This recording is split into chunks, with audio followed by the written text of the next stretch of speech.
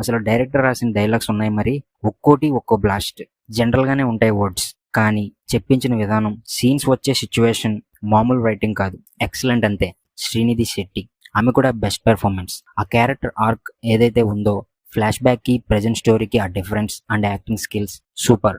ఇంకా last but not least Harsha అన్న, comical timing అయినా సీరియస్ సీన్స్ అయినా న్యాచురల్ గా తనదైన బెస్ట్ అపియరెన్స్ ఇచ్చాడు.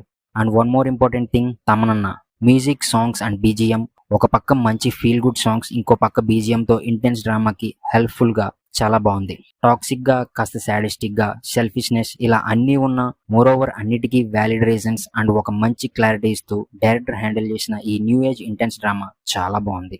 Finally positivity, happy ending, super. ఏదేమైనా సిద్ధు అన్న అండ్ డైరెక్టర్ మాత్రం పీక్స్, వేరే లెవెల్, ఇరక్కొట్టేశారు. సినిమా ఏదైనా, జానరా ఏదైనా, ఒక మంచి సినిమా చూస్తే ఒక పుష్ అండ్ ఎనర్జీ బిల్డ్ అవుతాయి నాకు. ఈ సినిమా చూస్తుంటే అలాంటి ఒక పుష్, స్టిఫ్నెస్, ఒక కాన్ఫిడెన్స్, ఆహా ఎంత బాగుంది, మనసుకి మెదడుకి అనిపించింది.